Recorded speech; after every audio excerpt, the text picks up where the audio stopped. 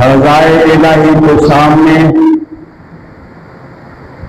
مصطفیٰ کریم علیہ الصلوۃ والسلام بھی موجود تھے، جو آج حضرت فاطمہ اور حسن حسین رضی اللہ تعالی عنہما سبھی درجائے راضی تھے، اور آپ کے امتحان میں کامیابی کے لیے دعائیں کرتے تھے۔ دوستو،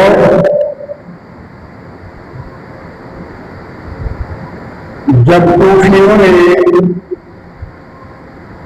امام عالی مقام رضی اللہ تعالی عنہ کو خطوط لکھے کہ آپ آ جائیں، ہم آپ کی بیعت کریں گے، یا آپ کسی کے پیچھے نماز نہیں پڑھتے، اگر آپ نہیں آئیں گے تو اللہ ضرور قیامت کے دن ہم آپ کی گرفت کریں گے۔ تو امام عالی مقام رضی اللہ تعالی عنہ کو تقوی دار تھے اور خدا رکھتے تھے، دین کی سمجھ رکھی اور سمجھداری سمجھ کر کہ نہیں جاؤں گا تو قیامت کے دن مجھ سے سوال کیا جائے گا۔ مگر کیا وہی کوفی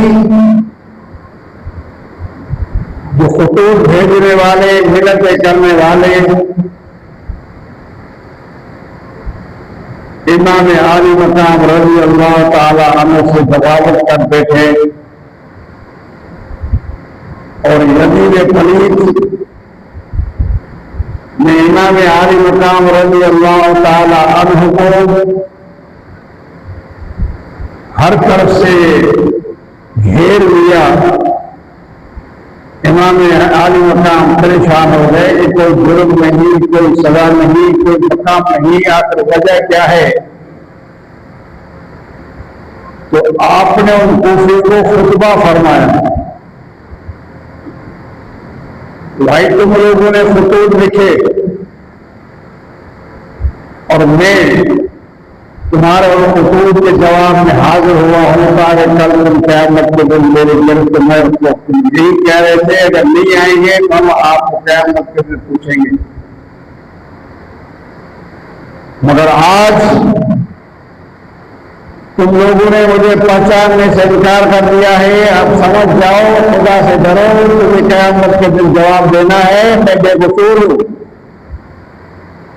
یا میں تم سے قتل کرنے نہیں آ رہا، نہ میں تم سے جنگ کرنے آیا ہوں۔ مطالبات اور کچھ نہیں ہے، یزید کے بیعت کریں۔ امر زیاد بار بار سمجھ دلجوش کو بار بار یہ پیغام بھیج رہا ہے کہ آپ جو امام صاحب کو پول دے رہے ہو تو نہیں دو، ورنہ تجھے کلمہ کر دیں گے، آگے بھیج دیں گے کہ دوسرے کے ٹرانسفر کر دیں گے۔ لہٰذا امام حسین سے کچہریاں نہیں کرو، ان سے باتیں گفتگو نہیں کرو، سیدھی بات کرو کہ بیعت کرو۔ امام عالی مقام رضی اللہ تعالی عنہ کو جواب دے دیا کہ میں شدید فاسق و فاجر کے ہاتھ پر بیعت نہیں کروں گا،